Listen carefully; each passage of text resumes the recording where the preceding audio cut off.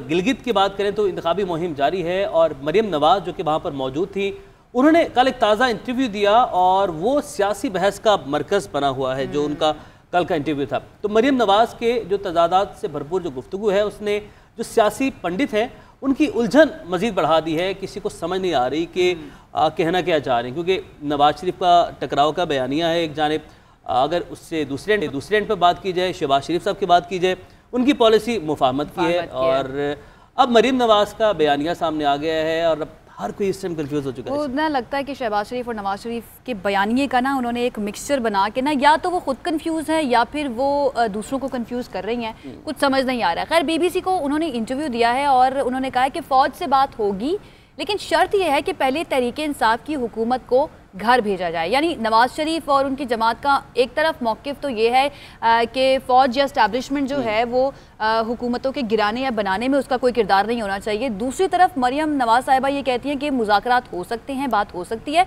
लेकिन पहले इस हुकूमत को घर भेजा जाए। कौन भेजेगा इस हुकूमत को घर? उमैर, कुछ समझ आई है आपको? कल यही सवाल कर रहे हैं और अब इस सवाल के बाद एक बहस ये भी छिड़ गई है। अभी भी मैं देख रहा था सोशल मीडिया पर, वो लोग कमेंट कर रहे हैं कि मरियम नवाज ने ये कहाँ पर लिखा है कि हुकूमत को, पाकिस्तान तहरीक इंसाफ की हुकूमत को फौज घर भेजे। तो उन्होंने कहा कौन घर भेजेगा? एग्जैक्टली, आपने भेजना है, पीडीएम ने भेजना है, फौज से कह रही हैं। इसी बात ने तमाम जो सियासी पंडित हैं, जो तज्जियाकारों ने मजीद कंफ्यूज कर दी है और हर कोई परेशान है, क्योंकि एक जानिब आपने एक ब्लॉक लगा दिया, आपने कहा कि अब बात नहीं हो सकती, अब बात होगी तो सिर्फ और सिर्फ अवाम से बात होगी और अवाम की बात होगी और अवाम ही सिलेक्ट करेंगे। और दूसरी जानिब आप खुद ही, यानी कि अब आप खुद कंफ्यूज होते दिखाई दे रहे हैं। तो बहरहाल आप जो उनकी जानिब से बातें की जा रही हैं, क्या पीडीएम कंफ्यूज है या नहीं, ये जान लेते हैं। हमारे साथ पीपल्स पार्टी के रहनुमा चौधरी मंजूर साहब मौजूद है। चौधरी मंजूर साहब, बहुत शुक्रिया के वक्त का। सबसे पहले ये बताइएगा कि मरियम नवाज साहिबा ने जो इंटरव्यू दिया है, फौज से मुतालिक जो बात की है, पीपल्स पार्टी का क्या मौक़िफ़ है इस पर? बड़ी सादा बात पाकिस्तान पीपल्स पार्टी करती है कि आप तमाम इदारे अगर अपनी आईनी हदूद में वापस चले जाएं तो इस मुल्क का कम से कम जो रियासती प्रॉब्लम आहिस्ता आहिस्ता बढ़ रहा है वो तो कम से कम हो जाए। तो ये बात है कि वो कैसे जाएंगे एम्बेड में, ये एक अहम इशू है। कुछ लोगों का ख्याल है बात की जाए, बट बात किससे की जाए, कैसे की जाए, इस पे कोई क्लैरिटी नहीं है। मेरा ख्याल है पीडीएम को इस पे खुलकर बात करनी चाहिए, पहले अपने अंदर करनी चाहिए और फिर बाहर एक मुश्तरका मौक़िफ़ लेकर आना चाहिए। मधु साहब, पहले बिलावल के इंटरव्यू को पीडीएम में दरार करार दिया गया, अब मरियम नवाज के इंटरव्यू के बाद भी कुछ ऐसी बातें की जा रही हैं। तो आपका क्या ख्याल है, पीडीएम में शामिल जमातों को इस तासुर को ज़ायल करने के लिए अब क्या हिकमत अमली इख्तियार करना होगी? पीडीएम कोई एक सियासी पार्टी नहीं है, ये बात समझनी होगी। पीडीएम एक इत्तेहाद है और इसमें सब जमातों की अपनी अपनी राय है और बिल्कुल कभी कभी पोल अपार्ट होती है। एक राय किसी बंदे की कुछ होती है, दूसरी राय किसी की कुछ होती है। तो अल्टीमेटली जब पीडीएम के प्लेटफॉर्म से डिस्कशन होती है तो उसके बाद जाकर एक नुक्ता नज़र पे इकट्ठे होते हैं। वो नुक्ता नज़र जो होता है वो किसी हुक्म के तहत नहीं होता, एक डिस्कशन के जरिए होता है और उम्मीद है कि आने वाले दिनों में ये आप देखेंगे डिस्कशन होके एक नुक्ता नज़र आप लोगों के सामने आएगा। अच्छा चौधरी मंजूर साहब, अगर बयानिए की ही बात की जाए तो पहले इस बात पर जोर था कि इस्टेब्लिशमेंट की मुदाखलत जो है वो सियासी मामलात में नहीं होनी चाहिए। अब हुकूमत को घर भेजकर फ़ौज से बात करने का बयान सामने आ गया है। आपको नहीं लगता कि ये बयान जो नया आया है या बयानिया जो नया आया है, ये पहले वाले बयानात की नफ़ी है? ये उनका नुक्ता नज़र है।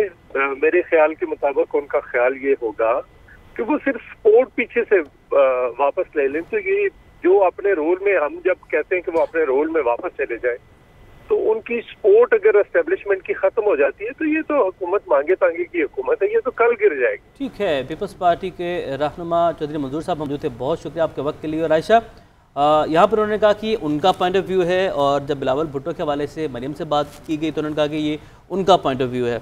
और जब बिलावल, सवाल ये कि पीडीएम का पॉइंट ऑफ व्यू क्या है, हाँ। तो बाकी 9 जमातें हैं उनका पॉइंट ऑफ व्यू क्या है और वो इस वक्त क्या सोच रहे होंगे कि किस तरीके से दोनों एक दूसरे के बयानात को, जब बिलावल ने जो रिपोर्ट आई थी आईजी सिंध के हवाले से, तो उस रिपोर्ट पर उन्होंने कहा कि उसको कि उसको मुस्बत करार दिया, उन्होंने इसकी तारीफ भी की कि अच्छा इकदाम था। जब मरीम से सवाल किया गया और जब मरीम और बिलावल मिले आपस में, तो बिलावल ने कहा कि ऐसा कुछ नहीं, दरार डालने की कोशिश की गई, यानी कि एक दूसरे को घुमाया जा रहा है, एक सर्कल में घूमते जा रहे हैं। बिल्कुल ऐसे है। लेकिन मरियम नवाज साहिबा जो है उन्होंने पीडीएम में दरार का जो दावा कर रहे हैं उनको जवाब दे दिया। वो कहती हैं कि पीडीएम में तफरका डालने की बहुत सी कोशिशें हो रही हैं, लेकिन मैं आपको नहीं लगता कि इनके अपने बयानात जो है वो खुद ही तफरका डाल रहे हैं? तो सियासी लावारिस और सियासी यतीमों की कोशिश है कि किसी तरह से इस सियासी इत्तेहाद में क्रैक आ जाए। जो लोग इस तरह की बातों पर तकिया करके बैठे हैं, मुझे उन पर तरस आता है। मरियम नवाज साहिबा ने ये बात की है। जीएनएन को खुसूसी इंटरव्यू दिया है उन्होंने, और मरियम नवाज का कहना था कि हुकूमत के पास दिखाने को कारकर्दगी है, ना ही कोई विजन।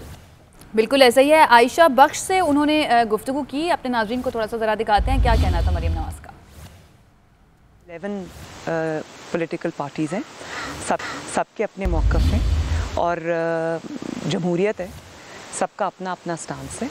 लेकिन 3-4 बातें ऐसी हैं जिसके ऊपर पीडीएम का जो कंसेंसस है और कोई भी जमात उससे हटने को तैयार नहीं है, डिस्पाइट द फैक्ट कि बहुत ज़्यादा कोशिशें हो रही हैं, क्योंकि जिनके पास परफॉर्मेंस नहीं है, जिनके पास अपनी कोई कारकर्दगी नहीं है, जिनके पास अपनी कोई सियासत नहीं है, जो सियासी लावारिस हैं, सियासी यतीम हैं, उनकी एक ही चीज़ के ऊपर पूरी अब डिपेंडेंस है, और वो ये है कि कहीं पीडीएम में कहीं कोई क्रैक नज़र आए और हम कहें कि जी ओ हो ये तो वो इस चीज़ के ऊपर तकिया करके बैठे हुए। मुझे तरस आता है उन लोगों के ऊपर कि छोटी छोटी बातों पे कि जी वहाँ पर मियाँ साहब की तकरीर नहीं हुई तो इसलिए कि पीडीएम ने नहीं चाहा कि उनकी तकरीर हो। इसकी आयशा ज़रूरत क्यों पेश आती है?